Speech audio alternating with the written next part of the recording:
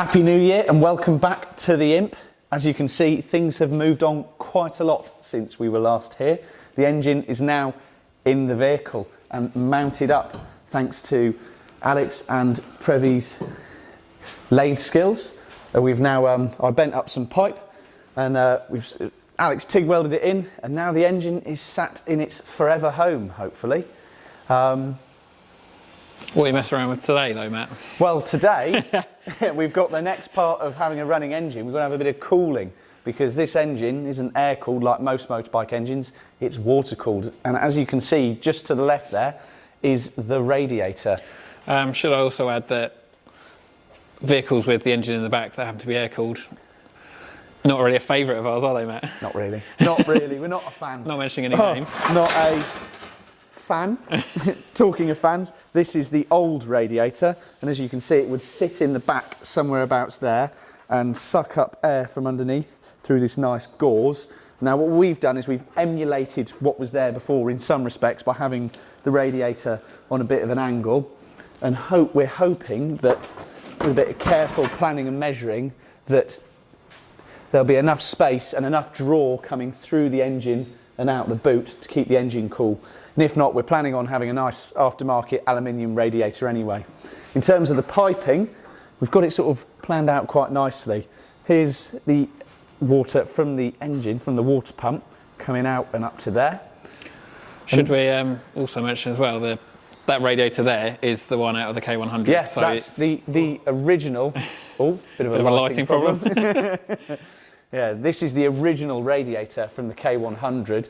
So we're hoping that the original radiator should give us the original cooling capabilities. And a nice ECU controlled fan as well. Exactly, yeah. Hopefully with some nice racy aftermarket ECU at some point.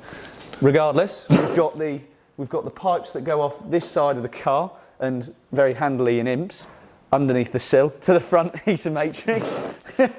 To keep you warm and probably to keep the engine cool all year round too.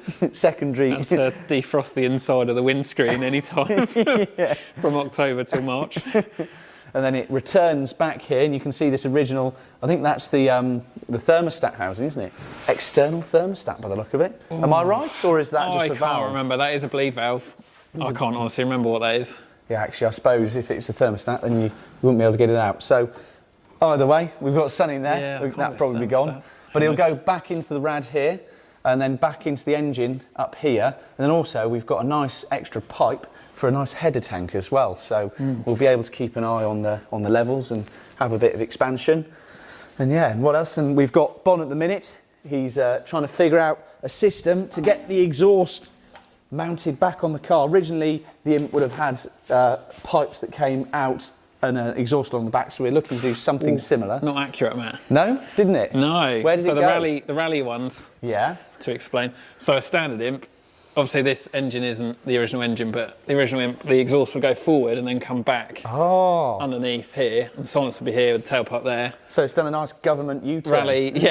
Rally ones would come out the back and then have the silencer across the back bumper. So what are we thinking then? I don't really like the rally ones. No? You're not a fan of the rally ones? No. What, were you just thinking of having this here? Exactly that. Very racy, very racy. We're quite lucky in that Bon actually used to work for a pretty world-renowned motorcycle exhaust manufacturer about 4 miles away from here. So he's got a few contacts who might be able to whip up something, we're hoping. We're hoping. Yeah, we've got contacts, but if they're up the road and can pop down, have a look at the car and see what we're actually doing, that'd be very handy. Yeah. Until we put a turbo on it, obviously. Then we want to start all again. Either way though, it's all coming along quite nicely at the minute. So stay tuned for more updates and thank you for watching. Don't forget to like and subscribe.